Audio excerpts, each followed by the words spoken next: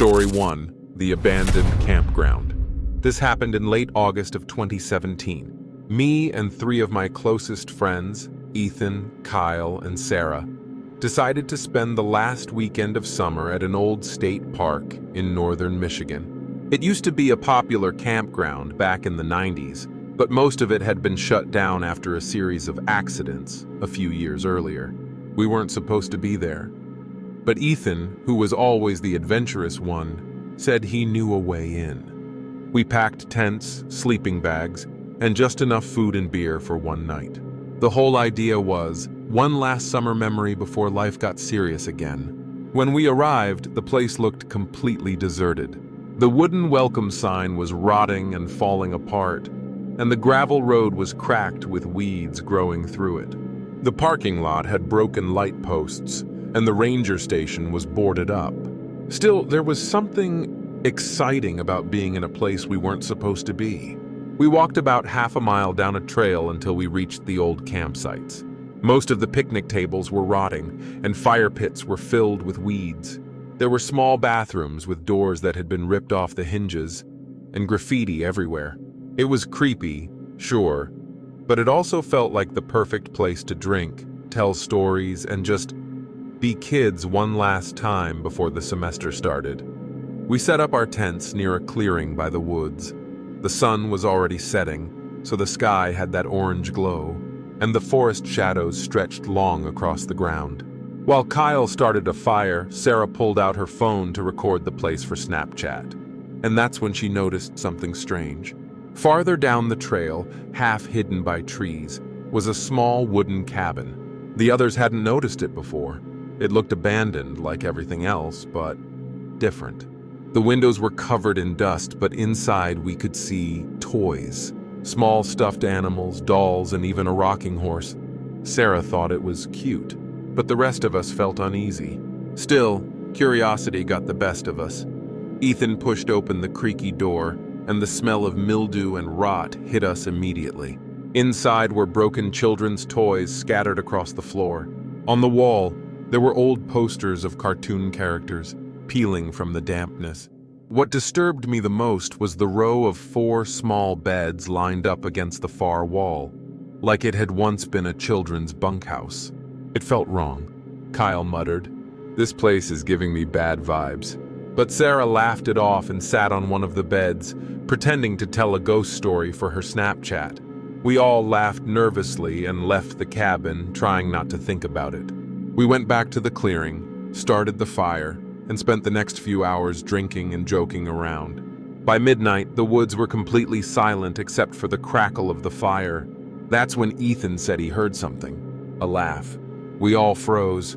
At first, I thought it was just someone messing with us. Maybe another group of kids camping illegally. But then we all heard it. A faint, high-pitched laugh, like a child's giggle, coming from the direction of the cabin. Sarah nervously said, "It's probably an animal, right?" But none of us had ever heard an animal sound like that. We tried to laugh it off, but the fun mood was gone. Ethan suggested checking out the cabin again, but Kyle and I said no. Eventually, everyone went into their tents. I shared mine with Kyle, while Sarah and Ethan had their own. But that night, I barely slept. Around 3 a.m., I woke up to the sound of footsteps outside our tent. Soft, light, like a child running in circles. Kyle was awake too. He whispered, "You hear that?" We both held our breath, listening. The footsteps stopped, and then we heard whispering. It was too faint to make out the words, but it was definitely a child's voice. And then, right outside our tent, something giggled. I swear to God, I felt the fabric of the tent press in, like a small hand was pushing against it. Kyle shouted, "Who's out there?" and unzipped the tent. But when he jumped out with a flashlight, there was nothing, just trees and shadows. Sarah called out from her tent, asking if we were okay. Ethan stumbled out too, clearly freaked out. We all agreed to stay close to the fire until sunrise. When morning finally came, none of us had slept much. Sarah wanted to leave immediately, but Ethan convinced us to stay at least until the afternoon. That's when we noticed something horrifying. The cabin door was wide open, even though we'd left it closed the night before. And inside, the 4 beds were no longer empty. Each bed now had a broken toy placed neatly on top. One of them was the same doll Sarah had picked up the night before for her Snapchat. "We hadn't left it there," Kyle whispered. "We need to get the hell out of here." But Ethan, stubborn as always, said maybe it was just a prank by locals. We left the cabin, unsettled, and started packing up. That evening, we made the mistake of staying one more night. By then, the mood was heavy. None of us laughed or drank much. Around midnight, the voices returned. Not just one giggle this time, multiple children laughing, running, circling the campsite. Sarah started crying, saying she wanted to go home. But then we all saw it. At the edge of the firelight near the trees stood a small figure, a child, except its head was tilted too far to the side, and its mouth hung open in a permanent grin. We froze. And then more figures appeared behind it. Small, childlike shapes, swaying unnaturally in the dark. Kyle screamed at us to run. We grabbed what we could and bolted down the trail toward the parking lot. The whole time, I could hear tiny footsteps running alongside us in the woods, giggling, whispering. At one point, Sarah tripped. When I helped her up, I swear I saw a pale little hand reaching out from the trees. We didn't stop until we reached the car. When Ethan turned the key, the headlights illuminated the tree line. And for just a split second, we saw them. 4 children standing side by side, staring at us, each of them holding a broken toy. Their faces were pale, their eyes dark, and their mouths stretched into wide, unnatural smiles. We sped out of there and never looked back. Aftermath. We never told anyone what happened. But later I did some research. Turns out, back in the 1980s, that campground ran a summer program for kids. One year, 4 children went missing. They were never found. After that, the campground shut down. I don't know if what we saw were the ghosts of those children or something far worse. But every end of summer, when the nights get longer and the air gets colder, I can still hear them. That soft, high-pitched laughter, echoing in the dark. Story 2. The Lake That Never Sleeps. This story happened in September of 2014 during Labor Day weekend. Every year, my family would rent a small cabin in northern Minnesota near a lake called Red Pine Lake. It wasn't a tourist spot. In fact, most of the locals never swam in that lake. When I was younger, I didn't question it. I just thought it was because the water was always freezing, even in summer. That year, it was me, my parents, and my younger sister, Hannah. She was 16 at the time, 2 years younger than me. It was supposed to be one last trip before school started again. We arrived at the cabin Friday night. It was small, rustic, but cozy. The lake stretched out behind it, surrounded by tall pines. The air was already turning cold at night, a reminder that summer was ending. The next morning, we drove into town for groceries. At the little general store, Hannah casually mentioned to the cashier that we planned to swim in Red Pine Lake later that evening. The cashier, an older woman with a weathered face, immediately frowned. "You don't want to do that," she said. "Why not?" Hannah asked, half laughing. The woman's voice was serious. "Don't swim after sunset. People don't come back the same." My parents laughed it off as small-town superstition. But I saw the way the woman's hands trembled when she bagged our things. I should have listened. First, swim. That afternoon, Hannah begged me to go swimming with her. The water was cold, but clear.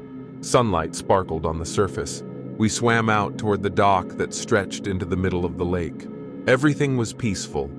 The woods were quiet except for the occasional cry of a loon. For a while it felt perfect, like the kind of memory you hold on to forever.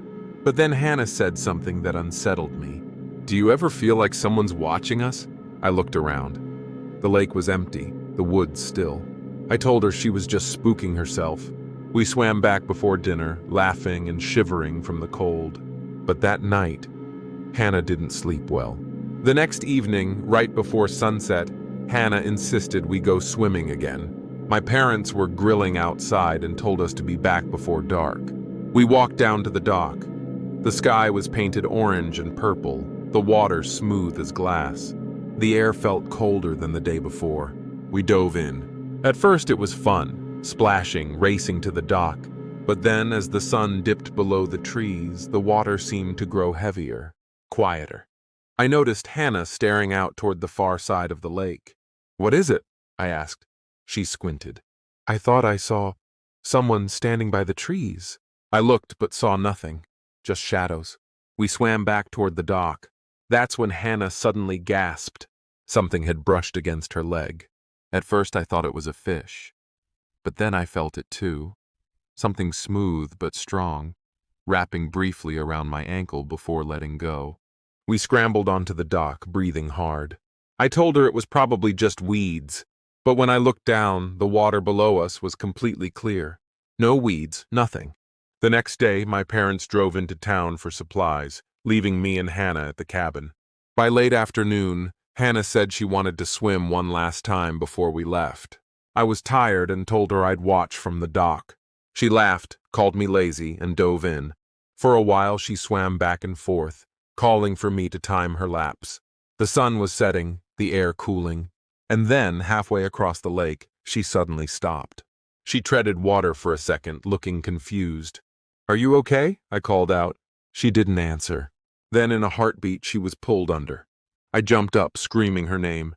Bubbles rose to the surface. I dove in, frantically searching, but she was gone. My parents returned to find me crying on the dock. Within an hour, local police and divers were at the lake. They searched all night, the next day, and the day after that, but they never found her. The sheriff told us the lake was deceptively deep in some areas, that she might have gotten tangled in something below. But I knew better. I had seen the way she was pulled down fast, as if by something alive. By the third day, the search was called off. We were told to go home and wait for news. On the morning of the fourth day, something woke me. A soft knock on the cabin door. I opened it, and there was Hannah.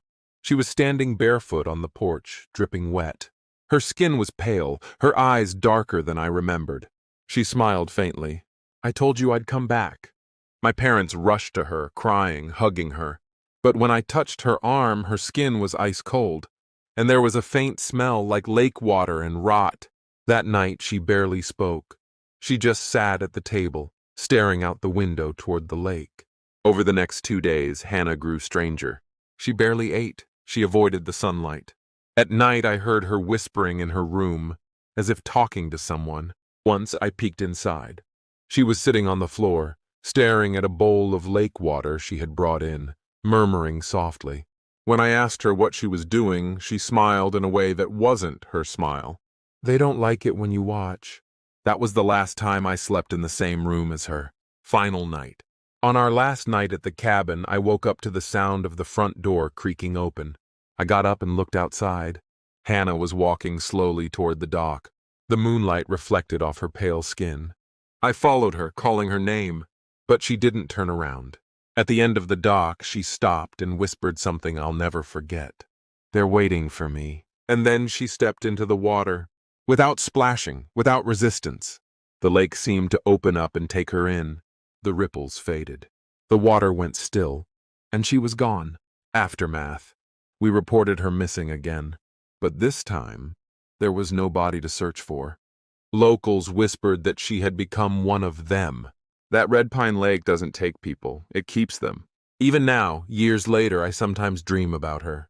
In my dream, she's standing at the foot of my bed, her skin wet, her eyes black, and she always whispers the same thing: "It's not safe after summer ends."